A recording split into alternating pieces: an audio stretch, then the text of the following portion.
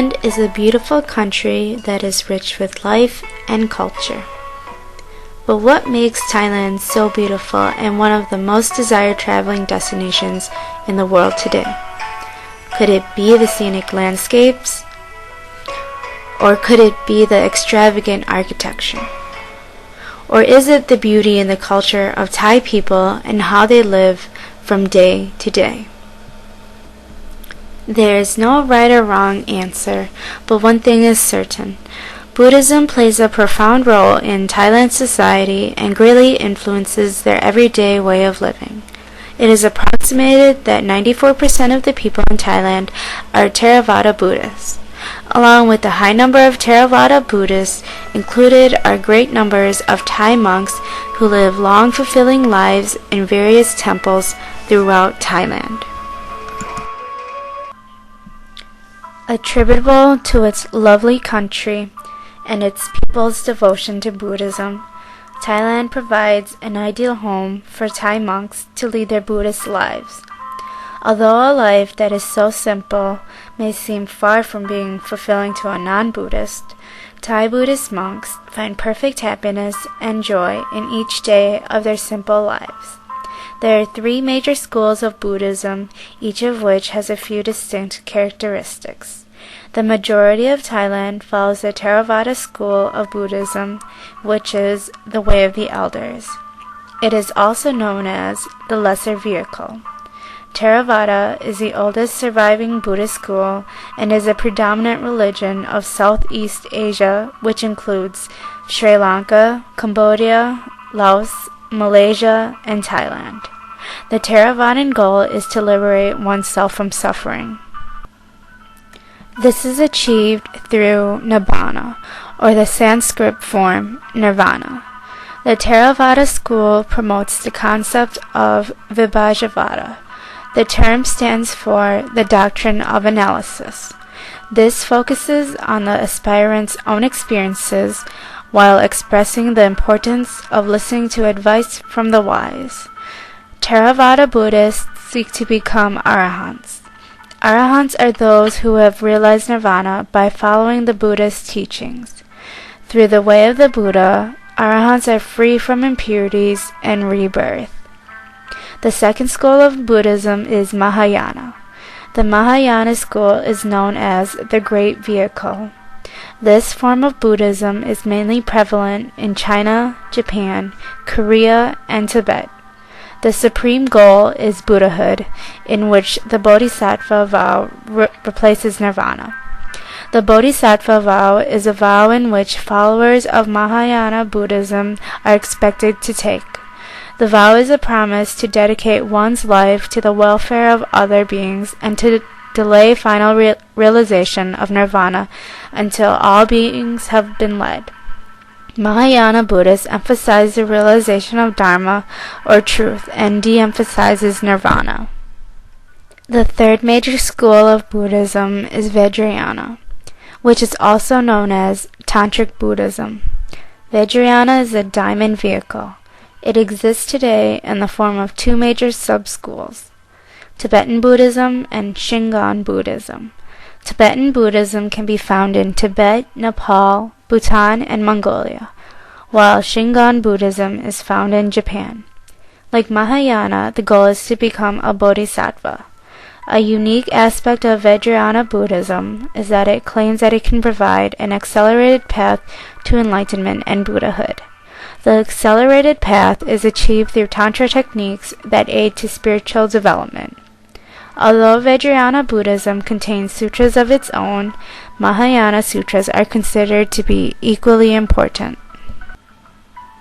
While all 3 schools of Buddhism are practiced around the world, Theravada is most prevalent in Thailand.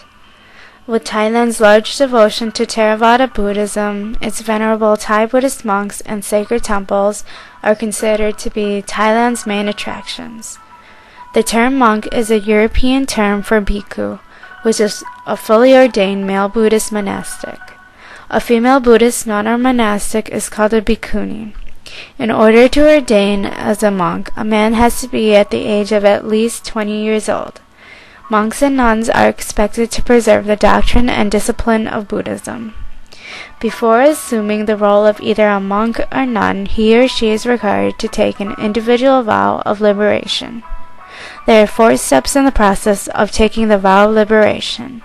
The first step for a lay person is to take 5 vows called approaching virtue.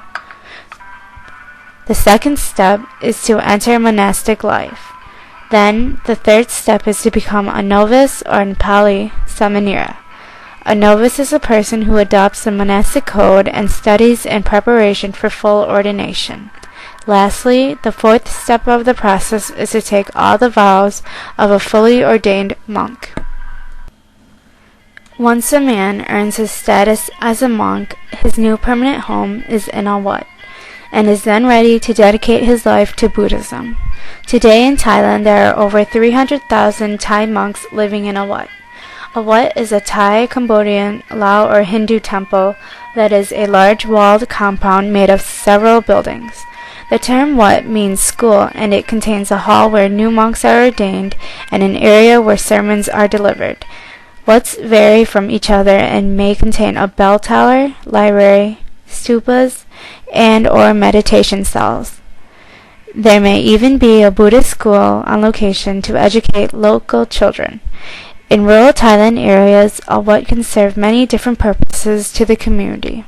A wat may serve the community as a counseling center, community center, hospital, school, music school, and a home for the elders.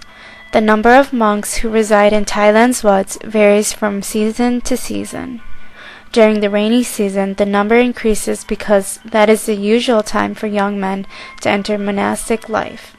Thai tradition requires that every Buddhist male enter the monkhood for a period ranging from 7 days to 6 months, or even a lifetime.